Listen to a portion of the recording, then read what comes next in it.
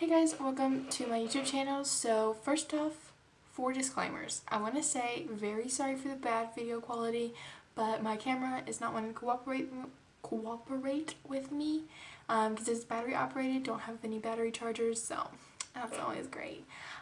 Second disclaimer is if this is your first time viewing this video, like of the whole series that I've been doing, I want you to go back and I want you to look at day 1. It'll be in the description below for your convenience. And also day 2 will be down there too, because this is a series and everything is linked up to one another, so I want you to be able to get the full thing and not just like this one thing, because it'll probably be hard to understand this if you haven't seen the other 2. So link down below, view it there. Thirdly, very sorry for the bad light. I usually rely on the outside light, but according to this, it's very dreary outside. So yeah. So my 4th disclaimer is, if you didn't catch it in my first video that I did, I have never been in a relationship.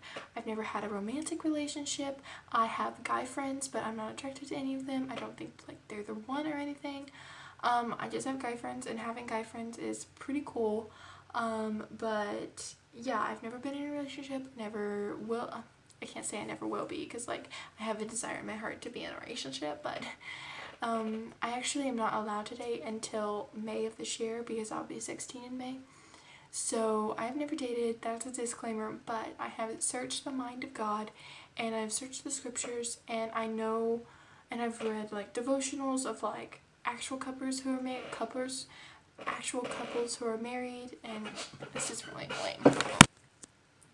And I have read about couples who are married and dating and all that good stuff. So yeah, I definitely have the mind knowledge.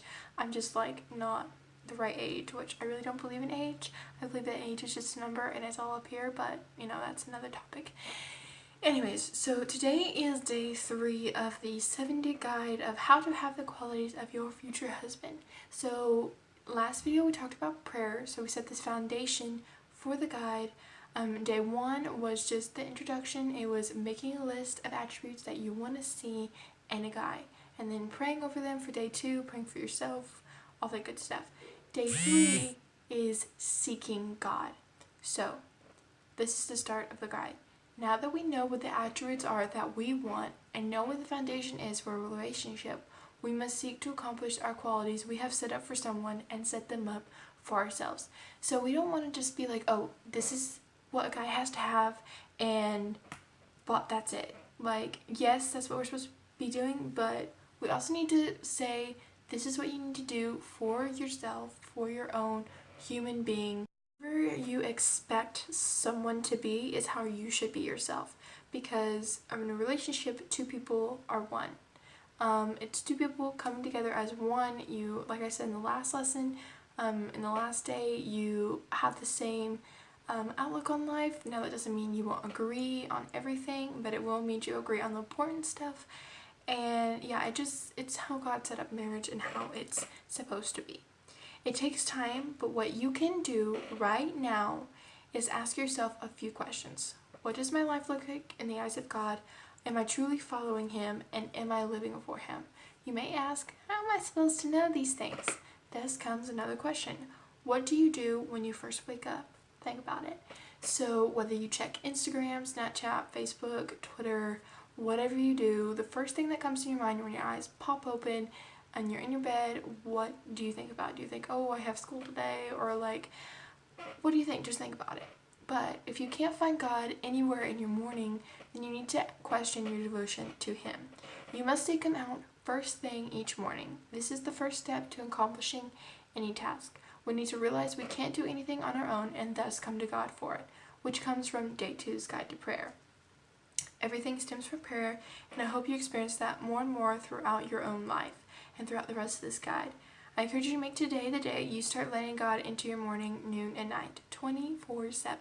I hope you see that with God, all things are possible, but we must be devoted to Him in order to see things work out and come to pass. So I hear a lot of people saying like, with God all things are possible. Yes, that is definitely true, amen, but you have to be right with God if you want to see Him do things in your life. You have to want him to work. You have to ask him for the strength. You have to just be completely devoted to him. You can't just expect him to do stuff. You can't just expect like, oh, since God is like over everybody, then, you know, he'll just do what I want him to do. Like, that's not how God works.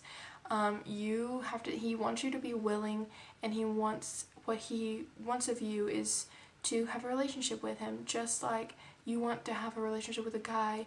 He wants you to have a relationship with him before all of that. So yeah, that is why I say that with God all things are possible. But as I said in earlier, that you have to be right with him in order to see things come to pass. Philippians 4:13 says, what does it say? Oh my gosh, I totally forgot.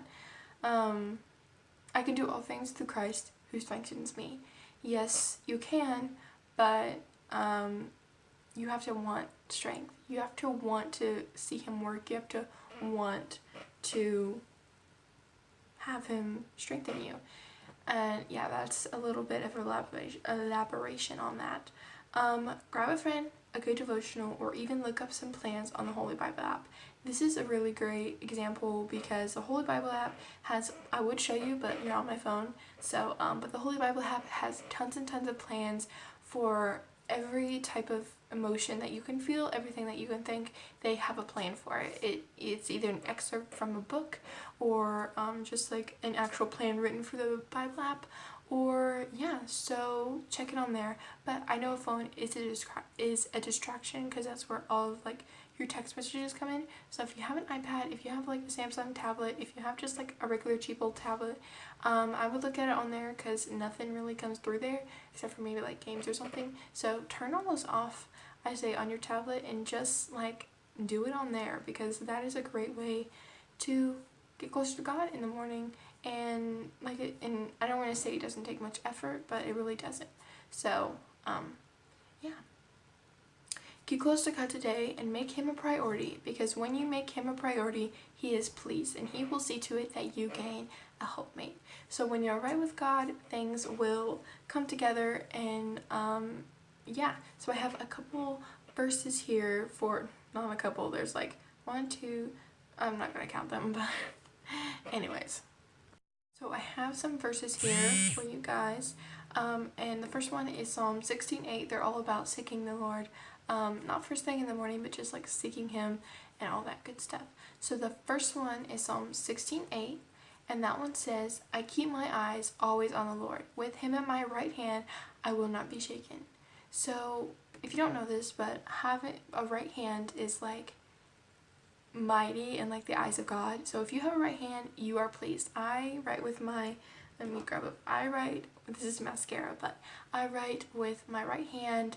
And yeah, so I just know that, you know, I'm like, you're not like special, like everybody is special in God's eyes, but it's like extra special when you have a right hand. So right hand is always good in the eyes of the Lord. The second one is 1 Chronicles 22:19. That one says, now devote your heart and soul to seeking the Lord your God. Begin to build the sanctuary of the Lord God, so that you may bring the ark of the covenant of the Lord and the sacred articles belonging to God into the temple, that will be built for the name of the Lord. So this is in Old Testament times. The Lord is talking to the people here. But I just want to focus on that first sentence, and that one says, now devote your heart and soul to seeking the Lord your God. That is the title. That should be like the title for day 3 is, now devote your heart and soul to seeking the Lord your God, because that will bring honor and it will bring pleasure to God, and everything like prayer stems from being devoted and seeking God. So I guess I should make that the title. Now devote your heart and soul to the Lord. For the second one is in 2 Chronicles 7:14, and that one says, if my people who are called by my name will humble themselves and pray and seek my face and turn from their wicked ways, then I will hear from heaven, and I will forgive their sin and will heal I can't say that, heal their land. There we go. Just say it like that. So yeah, this one is a great verse 2. It kind of speaks for itself. The next one is James 4:8, but if you didn't know, James is my favorite book in the whole entire Bible. I just love how straightforward it is and has so many good golden nuggets in there, if you want to call it that. James 4:8 says, "Come near to God, and he will come near to you. Wash your hands, you sinners, and purify your hearts, you double-minded." So he's basically like reprimanding us. He's like saying, he's calling us sinners, which we all are, so don't get offended by that. And we are double-minded because we love the world, but we love God. So how can we serve the world and serve God at the same time? Like, we can't. So we're double-minded. We're hypocrites, because if we go to church, you know, saying, "Oh, I love God, I don't love the world," and then on Monday we go to school and we act like a crazy person, you know, just cussing and screaming and disobeying. And yeah, so we are definitely double-minded people, and we need to purify our hearts, and we need to wash our hands. So that's what that says. And it says, "Come near to God, and he will come near to you." And that is very, very, very, very true. The next one is Jeremiah 29:13, and that one says, "You will seek me and find me when you seek me with all your heart." All verses will be linked down below. Matthew 6:33 says, "But seek first his kingdom and his righteousness, and all these things will be given to you as well." So when he's saying all these things, he's saying all the things that you hope for. So a helpmate, a boyfriend, a soulmate, you know, those are all like literally the same thing, but you know, whatever you want to call it, the Lord will give it to you, whether it's material, whether it's earthly, whether it's heavenly things, you know, God will give it to you if you will seek his kingdom and his righteousness first. So first thing in the morning, first thing throughout the whole day. Psalm 34:10 says, "The lions may grow weak and hungry, but those who seek the Lord lack no good thing." I'm not even going to elaborate that one because that one's good. The last one is Psalm 105:4, and that one says, "Look to the Lord in his strength, seek his face always." So those are the verses I think are best for this guide, day 3. I hope you enjoyed this video. Very sorry for the bad quality and the bad lighting and the bad everything, but you know, I'm still trying to figure out this. I'm also currently like packing, if you can see, for D now. So yeah, I love you guys so much, and I hope you enjoyed this Wednesday video, and I will be back to you on Saturday. Love you so much. All verses linked down below, everything mentioned down below. Sorry for the squeaky chair. I have an old chair. Okay, bye.